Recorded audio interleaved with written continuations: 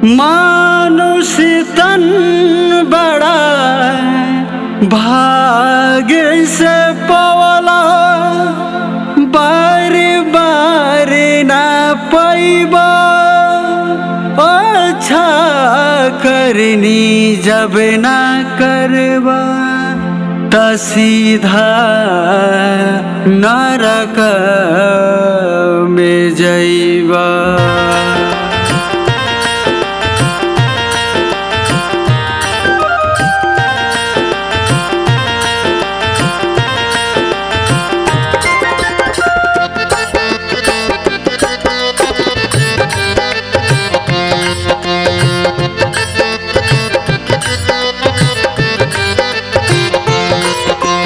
नाई दहिया खोआ मलाई हो, नाई दहिया खोआ मलाई, ना बर्फी रसगुल्ला। सावन भादो के बूंद झरे वही पानी के बुलबुल्ला। सावन भादो के बूंद झरे उहे पानी के बुलबुल्ला। नाई दहिया खोआ मलाई हो, नाई दहिया खोआ मलाई, ना बर्फी रसगुल्ला। सावन भादो के बूंद झरे वही पानी के बुलबुल्ला। सावन भादो के बूंद झरे उहे पानी के बुलबुल्ला।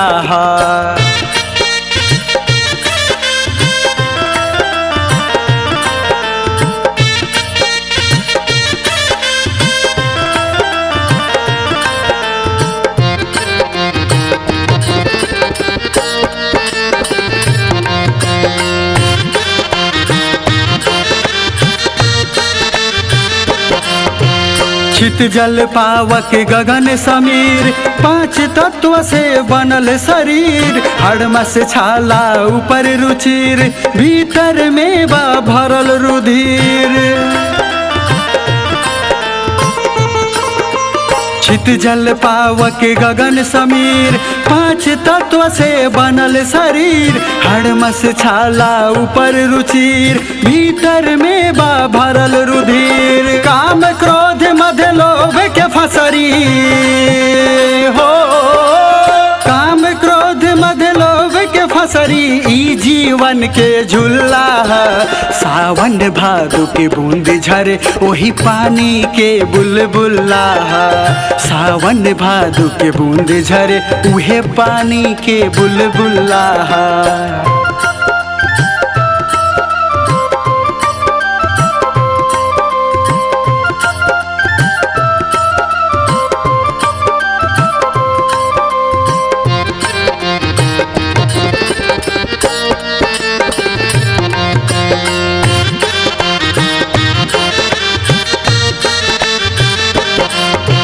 अन्न धन दौलत महल अटारी, बेटा बेटी सुंदर नारी। हाथी घोड़ा मोटर गाड़ी, भांति भांति के रथ सवारी। धन दौलत महल अटारी, बेटा बेटी सुंदर नारी। हाथी घोड़ा मोटर गाड़ी, भांति भांति के रथ सवारी। गौड़थैया के नाच नचावे हो, गौड़थैया के नाच नचावे, ई माया के चूल्हा। सावन भादो के बूंद झरे वही पानी के बुलबुल्ला। सावन भादो के बूंद झरे उहे पानी के बुलबुल्ला।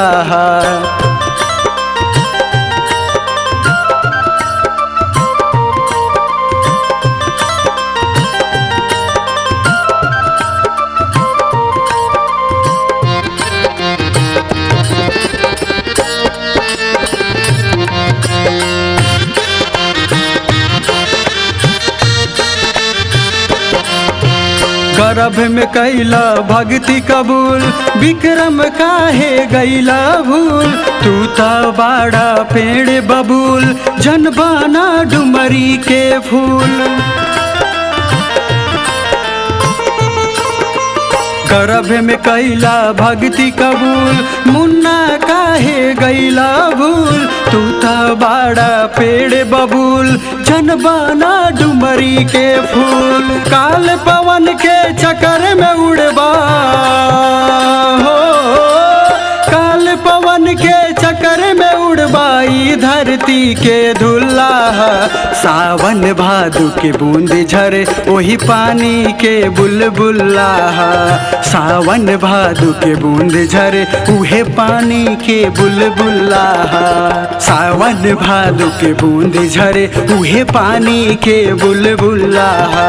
नाई देहिया खोआ मलाई, ना बर्फी रसगुल्ला।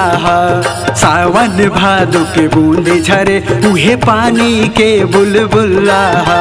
नाई देहिया खोआ मलाई, ना बर्फी रसगुल्ला। सावन भादु के बूंद झरे वही पानी के बुलबुल्ला। नाई देहिया खोआ मलाई, ना बर्फी रसगुल्ला। नाई देहिया